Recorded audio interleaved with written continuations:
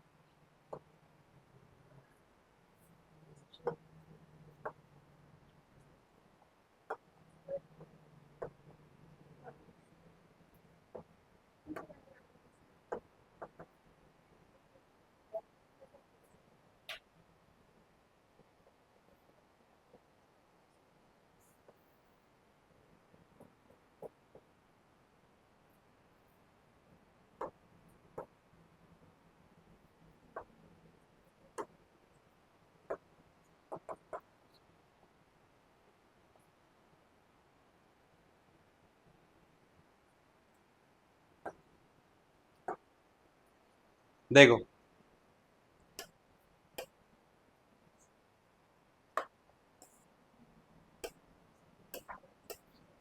हम पढ़ेंगे trigonometric chart. पहले क्या होता है, साइन होता है। ट्रिग्नोमेट्री कितने फंक्शन होते हैं, कितने फंक्शन होते हैं टोटल? टोटल 6 फंक्शन होते हैं। पहला फंक्शन क्या होता है, साइन थीटा। फिर दूसरा क्या होगा, कॉस थीटा। फिर तीसरा फंक्शन क्या होगा, टेन थीटा। फिर साइन के बाद क्या आता है, कॉसेक थीटा। फिर कॉस के बाद क्या आएगा, फिर टेन के बाद क्या आएगा। ऐसे टोटल 6 फंक्शन हो गए। अब 6 फंक्शन की अपनी अपनी पर्सनल वैल्यू होगी। पहला होगा 0 डिग्री, फिर होगा 30, फिर होगा, फिर 45, फिर 60 और फिर 90। लास्ट कहां तक जाती है, 90 तक जाती है 10th क्लास तक। उसके बाद जाती है 360 तक, 11th 12th में पढ़ोगे। पहला क्या होगा, 0 डिग्री। फिर उसके बाद क्या होगा, फिर उसके बाद, फिर उसके बाद, फिर उसके बाद 90। ये बन गया इतना, 0, 30, 45, 60 और 90। अब जो पहला है, ये जो पहली वाली जो वैल्यू निकालनी होती है, या तो तुम इसको याद कर सकते हो या फिर तुम ट्रिक से निकाल सकते हो। ट्रिक से कैसे निकालेंगे, इसमें याद करना 0, 1, 2, 3 और ये 4 हो गया। 4 लास्ट का जो वैल्यू होगा 4, इससे सभी नंबर को वापस डिवाइड दे देंगे। इसमें डिवाइड देंगे 4 से, इसमें भी डिवाइड देंगे 4 से, इसमें भी डिवाइड देंगे 4 से, इसमें भी डिवाइड देंगे 4 से, और इसमें भी डिवाइड देंगे 4 से। 4 से डिवाइड देने के बाद अब हम क्या करेंगे, इसके ऊपर रूट लगा देंगे सभी पे। इस पे लगा दिया रूट, इस पे लगा दिया रूट, इस पे लगा दिया रूट, इस पे लगा दिया रूट, इस पे लगा दिया रूट। रूट लग गया। अब जब 0 में डिवाइड दोगे 4 से तो आंसर क्या आता है, 0 आता है। और फिर डिवाइड देंगे 0 में 4 से तो 0 तो आया, लेकिन 0 आने के बाद 0 का रूट क्या होगा, 0 ही होगा। तो क्या आंसर निकल गया इसका, 0 निकलेगा। इस पे डिवाइड दोगे 1 को, 1/4 से आपको डिवाइड नहीं देना है, सीधा इसका रूट निकालोगे। तो 1 का रूट क्या होता है, 1 ही होगा। और 4 का रूट क्या होगा, 2। तो इसका आंसर क्या निकल गया, 1/2। फिर इसका निकालोगे, 2 2 से क्या होगा, 4 होगा। तो क्या आएगा, 1/2। और 1/2 का रूट क्या होगा, 1/√2, जिसको 1/√2 लिख देंगे। फिर इस पे आ जाओ, इस पे √3 का तो √3 रहेगा, 4 का स्क्वायर रूट क्या हो जाएगा, 2। 4 से 4 कैंसिल, तो क्या बचा, 1। और 1 का रूट क्या होगा, 1। तो पहली वैल्यू क्या निकल गई, 0, 1/2, 1/√2, √3/2 और 1। समझ में आ गया इतना, नहीं आया? तो पहला निकल गया। कोई आपसे पूछेगा साइन 0 डिग्री की वैल्यू कितनी होती है, तो 0 होती है। साइन 30 डिग्री की वैल्यू कितनी होती है, तो 1/2 होती है। साइन 45 की वैल्यू कितनी होती है, तो 1/√2 होती है। साइन 60 की वैल्यू कितनी होती है, तो √3/2 होती है। साइन 90 की वैल्यू कितनी होती है, तो 1 होती है। समझ में आ गया इतना? नीचे की जो वैल्यू होगी अपने आप निकल जाएगी। अगर आपकी पहली वाली वैल्यू बिल्कुल सही है तो नीचे वाली वैल्यू बिल्कुल गलत नहीं होगी। अगर ये पहला वाला लाइन गलत हो जाएगा तो नीचे के सारे लाइन गलत निकलेंगे, फिर सारा एक आंसर गलत निकलेगा। तो पहला वाला जो है 0 है। अब आते हैं हम कॉस पे। कॉस का आंसर कैसे निकलेगा? 0 के बाद क्या आता है? 0 के बाद क्या आएगा? 0 के बाद यहाँ पे क्या आएगा? 0 के बाद आपको याद करना पड़ेगा यहाँ पे क्या या तो आप देखो ऐसे करो, ये 1 आपको यहाँ पर दिख रहा है, 1 इसमें 1 दिख रहा है ना, इसको लिखो यहाँ पर 1 लिख दिया 1। अभी वाला 1 यहाँ आ गया। अब यहाँ पे क्या दिख रहा है आपको? √3/2, इसको यहाँ लिखो √3/2। फिर आपको यहाँ क्या दिख रहा है? 1/√2, यही 1/√2 यही रह जाएगा। आपको यहाँ क्या दिख रहा है? 1/2, तो 1/2 यहाँ आ जाएगा। फिर आपको क्या दिख रहा है यहाँ पे? 0, तो 0 यहाँ आ जाएगा। बन गया दूसरी वाली लाइन पूरी। अब आपसे कोई बोलेगा cos 0 की वैल्यू क्या होती है, तो 1 होती है। cos 30 की वैल्यू कितनी होती है? √3/2 होती है। cos 45 की वैल्यू कितनी होती है? तो 1/√2 होती है। cos 60 की वैल्यू कितनी होती है? 1/2 होती है। cos 90 की वैल्यू कितनी होती है? तो 0 होती है। बन गया दूसरा वाला लाइन। अब तीसरी वाली लाइन बनानी है, हमें tan की वैल्यू निकालनी है। तो tan की हमें वैल्यू निकालने के लिए हम क्या करेंगे? इस cos को डिवाइड देंगे sin से, मतलब cos के सारे आंसर को sin के सारे आंसर में जब हम डिवाइड देंगे तो हमारा tan का आंसर आ जाएगा। ठीक है, अब देखो 1 को डिवाइड दोगे 0 से तो आंसर कितना आएगा? तो यहाँ क्या लिख देंगे? 0। क्या लिख दिया? यहाँ पर हमने 0 लिख दिया। अब इसमें डिवाइड दोगे इससे, √3/2 से डिवाइड देंगे 1/2 में, तो देखो 2 से 2 कैंसल, ऊपर क्या बचा? 1, और नीचे क्या बचा? √3 बचा। यहाँ पे 1/√2, यहाँ पे 1/√2 डिवाइड देंगे तो क्या बचेगा? 1। यहाँ पे देखो √3/2 है, यहाँ नीचे 1/2 है। 2 से 2 में डिवाइड देंगे तो ऊपर क्या बचेगा? केवल √3, और नीचे क्या बचेगा? 1। समझ में आया? 2 से 2 डिवाइड दे दिया तो ऊपर क्या बचा? √3, नीचे क्या बचा? 1। समझ में आ रहा है? नहीं आ रहा? इस पे आ जाओ। 0 में डिवाइड दोगे 1 से तो क्या आएगा? नॉट डिफाइंड होता है। 0 में कभी भी 0 से आप 1 को डिवाइड नहीं कर सकते, तो यहां पे क्या लिख देंगे आप? Not defined. इसका आंसर क्या हो गया? Not defined. समझ में आ गया इतना? यहां तो कोई डाउट है? अब अगले वाले स्टेप में आ जाओ। कॉस थीटा, अब कॉसेक थीटा। कॉसेक थीटा किसका अपोजिट होता है? साइन का अपोजिट होता है। तो साइन का अपोजिट होगा तो फिर अब इस पे आओ साइन पर। 0 का अपोजिट क्या होगा? 0 का अपोजिट क्या लिखते हैं? क्या लिख देंगे 0 का अपोजिट? Not defined. 0 का जो अपोजिट क्या होता है? नॉट डिफाइन होता है। इस पे आ जाओ अब। 1/2 का अपोजिट क्या होगा? 2/1। 1/√2 का अपोजिट क्या होगा? √2/1। √3/2 का अपोजिट क्या होगा? 2/√3। 1 का अपोजिट क्या होगा? 1 होगा। आगे ये वाली वैल्यू भी। अब इस पे आ जाओ सेक पे, सेक थीटा। तो सेक किसका अपोजिट होता है? कॉस का। तो कॉस में 1 का अपोजिट क्या होगा? 1 होगा। यहाँ पे √3/2 का अपोजिट क्या होगा? 2/√3 होगा। यहाँ पर 1/√2 का अपोजिट क्या होगा? 1/√2 का अपोजिट क्या होगा? √2/1। उसके बाद 60 पे आओ, √3/2 का अपोजिट क्या होगा? इसमें गलती हो रही है क्या? साइन का अपोजिट लिखा आपने और कॉस का अपोजिट।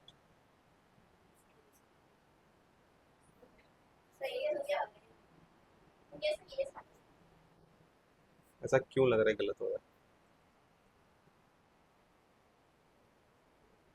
हम सेक पे चल रहे हैं ना। 1 का अपोजिट 1 हो गया, √3/2 का अपोजिट 2/√3 हो गया, 1/√2 का अपोजिट √2/1 और 1/2 का अपोजिट 2/1। और 0 का अपोजिट क्या होगा? 0 का अपोजिट नॉट डिफाइंड होगा। सेम आगे वाले पे आ जाओ। कॉट, कॉट किसका अपोजिट होगा? tan का। तो tan में क्या है? 0। 0 का अपोजिट क्या होगा? 0 का अपोजिट नॉट डिफाइंड। 1/√3 का अपोजिट √3/1 होगा, और 1 का अपोजिट क्या होगा? 1 होगा। इसका अपोजिट क्या होगा? 1/√3। नॉट डिफाइंड का अपोजिट क्या होता है? बन गया पूरा चार्ट। ये पूरा आपका चार्ट तैयार हो गया। चार्ट इसके आगे भी जाता है। अब 90 है ना, 90 का और आगे जाएगा, फिर 3 बार आगे जाएगा, 360 तक जाएगा। ठीक है, 180, 270, 360, लेकिन 11th क्लास का है। इससे आगे पढ़ोगे तो यहाँ पे 180, 270 और 360। 11th क्लास में थोड़ा सा और अलग पढ़ोगे। यहां तक कोई डाउट है? ये चार्ट ऐसी प्रॉपर वे से बनेगा और चार्ट ऐसी बनाना आना चाहिए, ठीक है। चार्ट की ऊपर वाली ट्रिक तो बहुत इजी थी, 0 1 2 3 4 लिखना है, फिर नीचे सब में 4 से डिवाइड दे देना है, फिर उसके बाद सब पे रूट लगा देना है, तो पहले का आंसर अपने आप आ जाएगा। अगर इतना नहीं करना आता है तो पहले पहला आंसर याद कर लो, 0 1/2 1/√2 और √3/2 और 1, यह पहला आंसर आपको याद करना पड़ेगा। समझ में आ गया इतना? इसमें कोई डाउट है? इसमें कोई डाउट नहीं है ना? अब इस टेबल को उतारना मिटा दूं कॉपी किताब में तो आई। अब हम चलते हैं क्वेश्चन पर।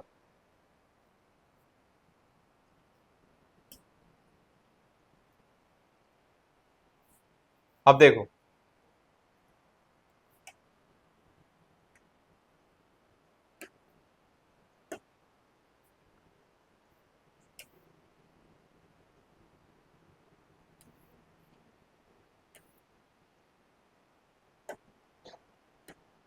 अब देखो ये पहला क्वेश्चन है, लिखा evaluate the following, sine 60 degree, cos 30 degree, sine 30 degree और कॉस 60 डिग्री। इसकी तुम्हें यहां वैल्यू की जरूरत पड़ेगी।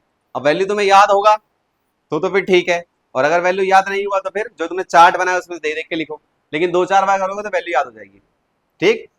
अब पहला क्वेश्चन में क्या बोला है, साइन 60 डिग्री की वैल्यू पूछ रहा है, तो साइन 60 की वैल्यू कितनी होती है, √3/2 इंटू, कॉस 30 की वैल्यू कितनी होती है, √3/2 प्लस साइन 30 की वैल्यू कितनी होती है, 1/2 इंटू कॉस 60 की वैल्यू कितनी होती है, 1/2। इतना हो गया।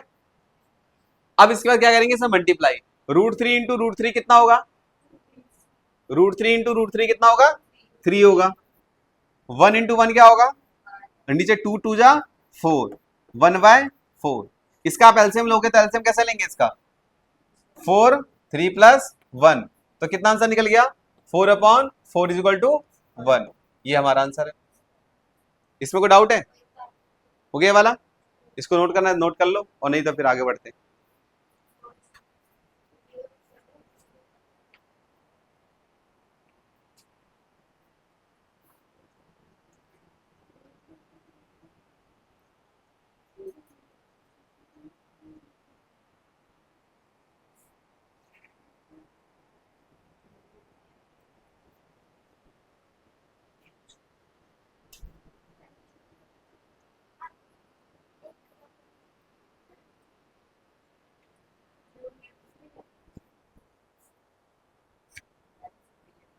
वो चलते रहेगी।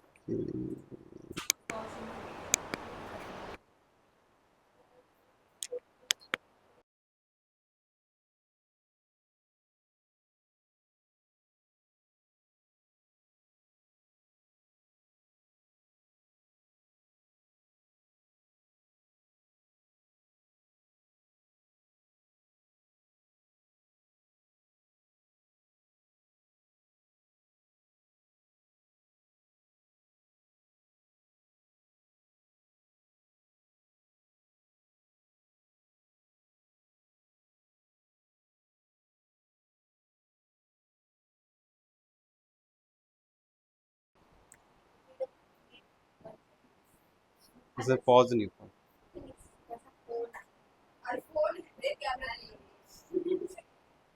कर लिया नोट। अब आगे देखो, मिटा दो ना इसको। क्वेश्चन नंबर 2 देखो।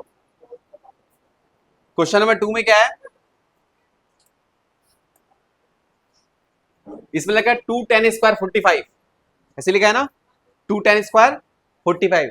तो आपको 10 45 की वैल्यू निकालनी है। 10 45 की वैल्यू होती कितनी है, लिखेंगे 2, और 10 45 की वैल्यू 1 होती है, तो 1 लिख दिया। और अगर यहाँ स्क्वायर है तो यहाँ पर स्क्वायर लगा देंगे, प्लस कॉस स्क्वायर 30 डिग्री, तो कॉस 30 की वैल्यू कितनी होती है, √3/2, ऐसा कर देंगे स्क्वायर। साइन 60 की वैल्यू, साइन 60 की वैल्यू √3/, इसका कर देंगे हम स्क्वायर। अब ये देखो, ये प्लस में और ये माइनस में है, तो ये दोनों क्या हो जाएंगे, कैंसिल हो गए। क्या बचा, केवल 2 इंटू 1 का स्क्वायर 1, 2 वन जा, ये हमारा आंसर हो गया। इसमें कोई डाउट है? इसको उतारो फिर। तुम क्यों नहीं उतार रही हो? हम्म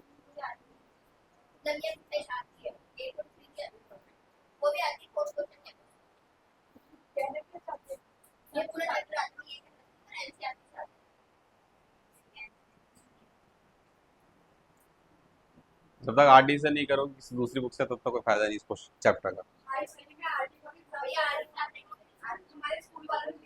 बेटा पेपर स्कूल वाला नहीं बनाएगा ना, बोर्ड बनाएगा।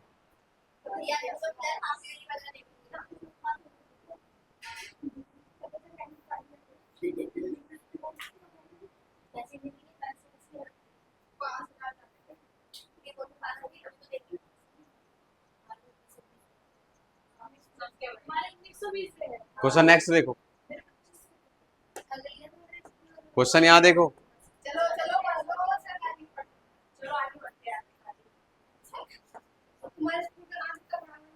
क्वेश्चन नंबर थर्ड, इस क्वेश्चन थर्ड में लिखा है cos 45, ये इंपॉर्टेंट है। इसमें लिखा है cos 45 और sec 30 और cosec 30।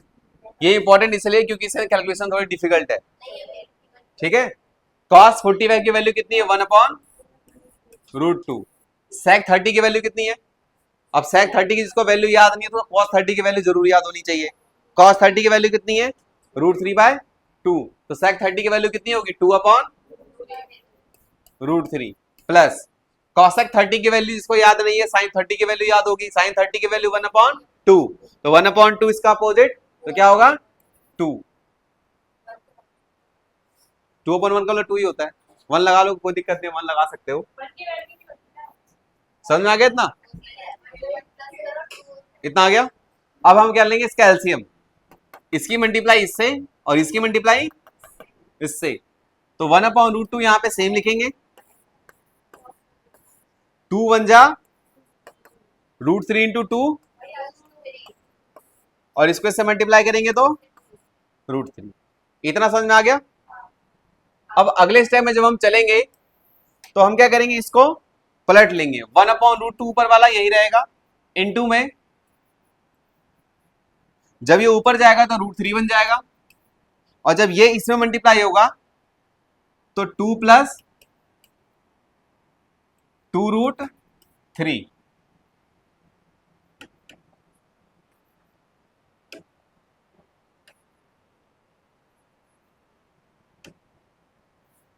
वन अपॉन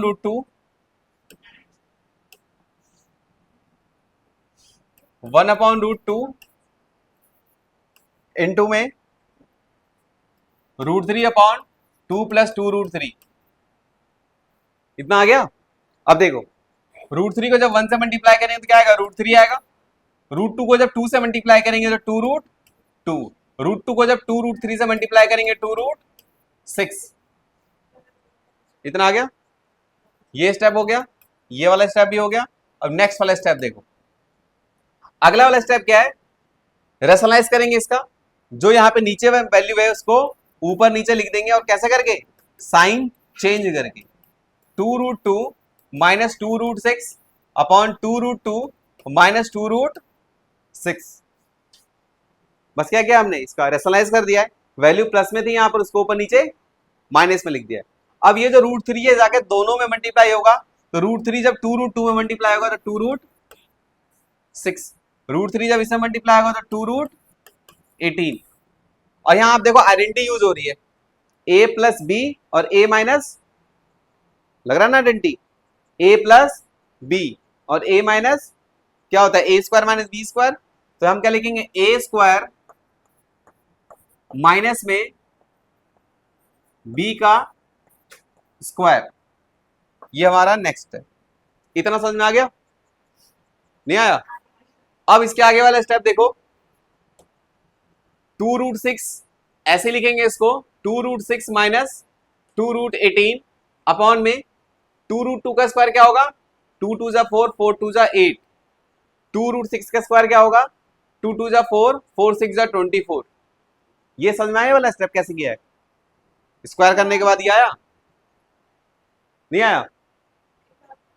2√6 का स्क्वायर कितना होता है? इसका स्क्वायर करने के लिए बोला जाएगा तो कैसे करोगे, इसको दो बार लिखोगे, 2√6 इंटू 2√2 रूट से रूट सिक्स 6 आएगा, 6 4 जा 20, देखो 24 लिखा है। अगर आपसे कोई बोले 2√2 का स्क्वायर करना है तो 2√2 को कितनी बार लिख दोगे, दो बार, तो आगे वाले का नंबर मल्टीप्लाई आगे वाले से 2 2 जा 4, और √2 क्या होता है, 2 होता है, क्योंकि रूट के अंदर वैल्यू सेम हो तो वो सेम नंबर आते हैं, तो √2 सेम है तो मल्टीप्लाई करेंगे 2 लिख देंगे, 4 2 जा 8, इसीलिए यहाँ पे 8 लिखा गया है। समझ में आ गया।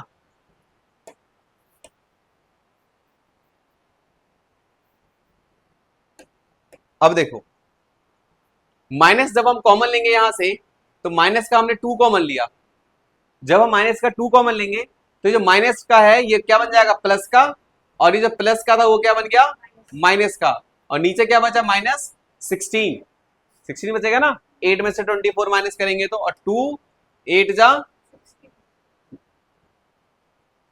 √18 माइनस √6 अपॉन, इतना हो गया। 18 को हम लोग क्या लिख सकते हैं, अगर और सिंप्लीफाई किया जाए 18 को तो क्या लिखेंगे, 3√2, इसको क्या लिख सकते हैं, 3√2 माइनस √6 अपॉन 8, ये हमारा होगा फाइनल आंसर। 3√2 कैसे है पता चला, ऐसे आया। अगर इसको डिफाइन किया जाए तो √18 बराबर क्या होगा, 3 इंटू 2, रूट लगा रहेगा, जो पेयर होता है बाहर आ जाता है, अंदर क्या बचा, 2 बचा, तो 3√2 लिख दिया। समझ में आया इतना, इसमें कोई डाउट है, एक बार इसका आंसर मैच कर लेना और फिर इसको नोट कर लो।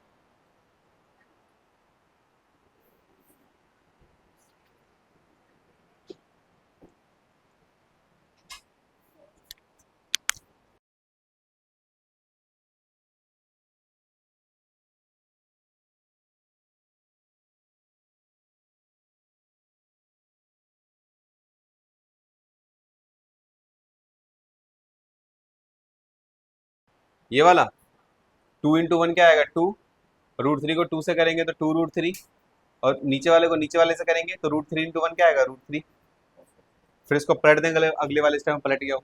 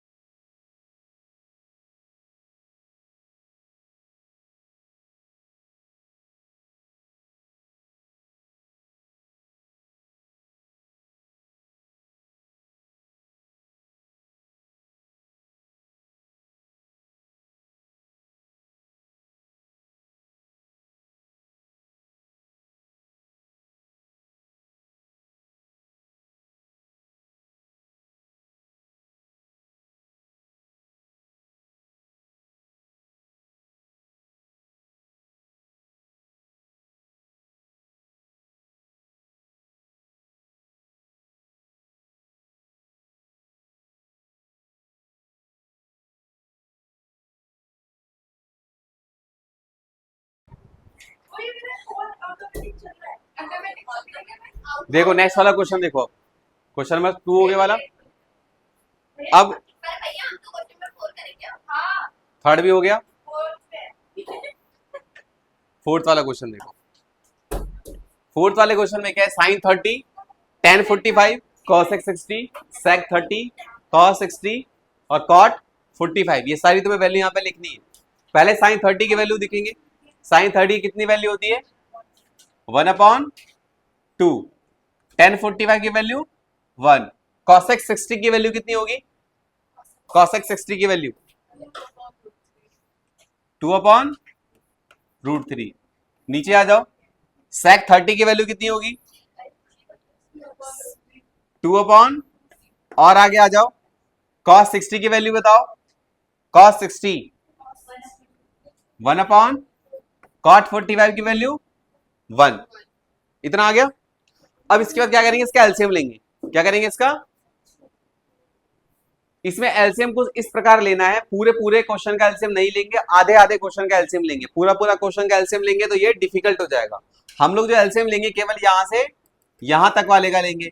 इसमें जो एलसीएम लेंगे वो यहां से यहां तक का लेंगे। तो इसके नीचे कुछ नहीं है तो 1 है, तो 1 1 जा प्लस 2 1 जा, और 2 को 1 से मल्टीप्लाई करेंगे तो, और पीछे वाली वैल्यू सेम लिख देंगे। अब नीचे आ जाओ, इसमें भी 2 को 1 से मल्टी, इसके नीचे कुछ नहीं है तो 1 मान लिया, 1 1 जा, ये वाली वैल्यू सेम उतार देंगे, 1 1 जा 1, 2 1 जा, और 2 1 जा 2 हो जाएगा। इतना समझ में आ गया। अब 2 + 1 कितना होगा, या 3 लिख दिया हमने, और नीचे 2 सेम लिख देंगे, -2/√3। इससे 2 + 1 क्या होगा, 3 हो जाएगा, और नीचे क्या लिखेंगे, 2। इतना हो गया। अब इसमें एलसीएम दोबारा लिया जाएगा, 3 की मल्टीप्लाई करेंगे √3 से तो कितना होगा, 3√3, 2 की मल्टीप्लाई करेंगे 2 से तो कितना आएगा, 4, और इसको इससे मल्टीप्लाई करेंगे तो 2√। नीचे पे आ जाओ, तुम लोग क्या बातें कर रहे हो, सीख नहीं पाओगे जिंदगी में, ट्रिग्नोमेट्री का बतियाओगे तुम।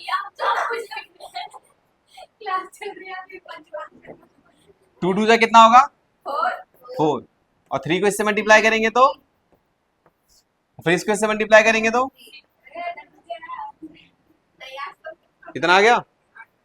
अब देखो सेम सेम ये दिख रहा है, ये दोनों क्या हो जाएंगे, ये दोनों कट गया, और ये दोनों, इसको यहां लिख दो फिर, 3√3 -4/3√3 + 4।